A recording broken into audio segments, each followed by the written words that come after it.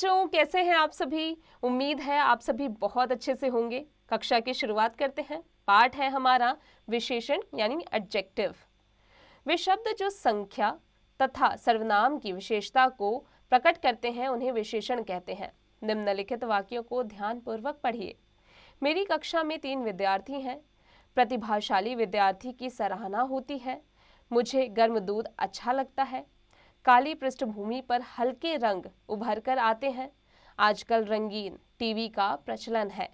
उपर्युक्त वाक्यों में संज्ञा शब्दों से पहले 30, प्रभावशाली, गर्म, अच्छा, रंगीन, काली, हल्के शब्द उनके रंग, गुण, संज्ञा आदि बताते हैं। अतः ये शब्द विशेषण है।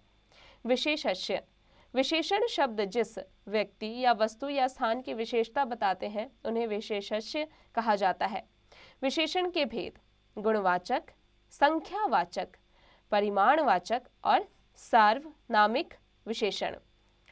गुणवाचक विशेषण जो शब्द संज्ञा या सर्वनाम के गुण दोष आदि का बोध कराते हैं वे गुणवाचक विशेषण कहलाते हैं। जैसे गुण दोष, रंग, ऊंचा नीचा, परिश्रमी आलसी, बुद्धिमान, दुष्ट, लंबा, मोटा पतला, मीठा कड़वा इत्यादि ये सब गुणवाचक विशेषण हैं। संख्यावाचक विशेषण जो शब्द संख्या या सर्वनाम की संख्या बताते हैं वे संख्यावाचक विशेषण कहलाते हैं। इसके 2 भेद होते हैं। निश्चित संख्यावाचक विशेषण जो शब्द संज्ञा या सर्वनाम की निश्चित संख्या का बोध कराते हैं वे निश्चित संख्यावाचक विशेषण कहलाते हैं। जैसे 8 महिलाएं, 5 खिलौने, पहला व्यक्ति इत्यादि। निश्चित संख्यावाचक में निम्नलिखित सम्मिलित होते हैं: गणना 2, 4, 50, 2.5, 1.5 इत्यादि। दूसरा है क्रम, पहला, दूसरा, तीसरा इत्यादि। तीसरा है आवृत्ति, दुगुना, तिगुना।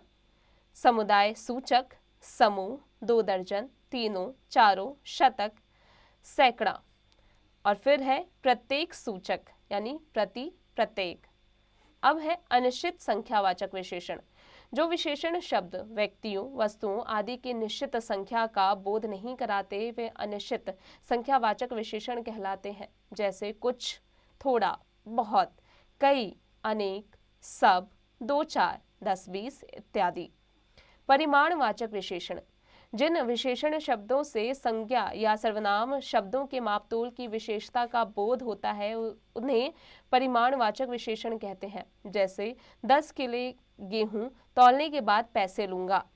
निश्चित परिमाणवाचक जिन विशेषण शब्दों से निश्चित नापतौल का ज्ञान होता है वे निश्चित परिमाणवाचक विशेषण कहलाते हैं। जैसे 8 लीटर दूध, 20 किलो चावल, 4 मीटर कपड़ा इत्यादि।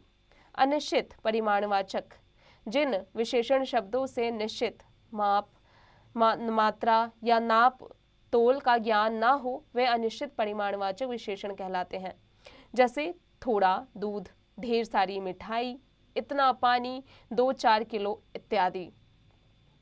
सार्वनामिक विशेषण जो सर्वनाम शब्द संख्या से पहले आकर उसकी ओर संकेत करते हैं उन्हें सार्वनामिक विशेषण कह लेते हैं। जैसे यह लड़का, मेरी कमीज इत्यादि।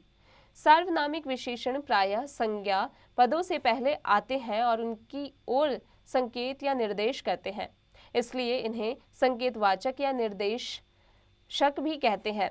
वे सर्वनाम शब्द होकर भी विशेषण की तरह प्रयुक्त होते हैं, इसलिए सार्वनामिक विशेषण कहलाते हैं। अब आते हैं बच्चों प्रविशेषण पर। जो शब्द विशेषणों की भी विशेषता बताते हैं वे प्रविशेषण कहलाते हैं। जैसे बहुत कम लोग, खूब चमकदार कपड़ा, अत्यंत सुंदर, लगभग 10-12 इत्यादि। हिंदी व्याकरण में कुछ अन्य विशेषण भी हैं जो इस प्रकार हैं। उद्देश्य विशेषण जो विशेषण शब्द विशेषस्य से पहले आते हैं वे उद्देश्य विशेषण कहलाते हैं। जैसे पीला गुलाब, भला आदमी, परिश्रमी छात्र। विधेय विशेषण जो विशेषण शब्द विशेषस्य के बाद क्रिया से पहले आते हैं वे विधेय विशेषण कहलाते हैं। जैसे गुलाब सुंदर लग रहा है, दीवार टेढ़ी बनी है, यह किताब अच्छी नहीं है। विशेष विशेषण चाहे उद्देश्य की स्थिति में हो चाहे विधेय की स्थिति में उसके लिंग, वचन और कारक विशेषण के अनुरूप रहेंगे। तुलनात्मक विशेषण एक से अधिक व्यक्तियों, वस्तुओं, स्थानों की तुलना के लिए प्रयोग किए जाने वाले विशेषण शब्द तुलनात्मक विशेषण कहलाते हैं। तुलना की अवस्थाएं 3 होती हैं। जैसे पहला है मूलावस्था। मूलावस्था में तुलना नहीं होती, पीला गुलाब, विद्वान आदि। उत्तरावस्था 2 वस्तुओं की तुलना करके जब एक को अच्छा या बुरा कहा जाता है तब उत्तरावस्था होती है। जैसे गुलाब गेंदे से अधिक सुंदर लगता है, यह कमरा उससे बड़ा है। शीला स्नेह की अपेक्षा समझदार है। उत्तमावस्था उत्तमावस्था में अनेक व्यक्तियों, वस्तुओं की तुलना में किसी एक को सबसे श्रेष्ठ या निकृष्ट कहा जाता है। जैसे विश्व साहित्य में ऋग्वेद प्राचीनतम ग्रंथ है। विश्वनाथन आनंद को वर्ष का सर्वोत्कृष्ट शतरंज खिलाड़ी घोषित किया गया। यह बाड़ा सबसे अच्छा है। विशेषणों की रचना हिंदी में मूल विशेषण शब्दों की संख्या कम है। अधिकतर विशेषण शब्द संज्ञा, सर्वनाम, क्रिया अथवा अव्यय शब्दों से बनते हैं।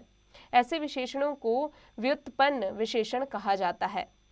संज्ञा के विशेषण जैसे संज्ञा है प्रेम, विशेषण है प्रेमी। इसी प्रकार स्वर्ग, स्वर्णिम, विदेश, विदेशी, सम्मान, सम्मानित, स्मरण, स्मरणीय, स्वस्थ, स्वास्थ्य, पेट, पेटू, धर्म, धार्मिक, अनुभव, अनुभवी, रोग, रोगी, पर्वत, पर्वतीय, पीड़ा, पीड़ित। सर्वनाम से विशेषण कौन, कैसा, तुम, तुम्हारा, वह, वैसा, जो, जैसा। क्रिया से विशेषण जैसे क्रिया है पढ़ना, विशेषण है पढ़ाकू। इसी प्रकार अड़ना, अड़ियल, बेचना, बिकाऊ, देखना, दिखावटी, लड़ना, लड़ाकू, मैं, मुझसा। अव्यय से विशेषण अव्यय है भीतर, विशेषण है भीतरी। इसी प्रकार ऊपर, ऊपरी, पीछे, पिछला, नीचे, निचला, आगे, अगला, भड़क, भड़कीला। बच्चों अब आ जाते हैं अध्याय संक्षेप पर, लेट्स समराइज पर। संज्ञा या सर्वनाम की विशेषता बताने वाले शब्दों को विशेषण कहते हैं। विशेषण शब्द संज्ञा, सर्वनाम, क्रिया और अव्यय शब्दों में उपसर्ग, प्रत्यय जोड़कर बनाते हैं। विशेषण की रचना 4 प्रकार से होती है। संज्ञा शब्दों से, सर्वनाम शब्दों से, क्रिया शब्दों से और अव्यय शब्दों से। विशेषण के 4 भेद हैं: गुणवाचक, संख्यावाचक, परिमाणवाचक और सार्वनामिक।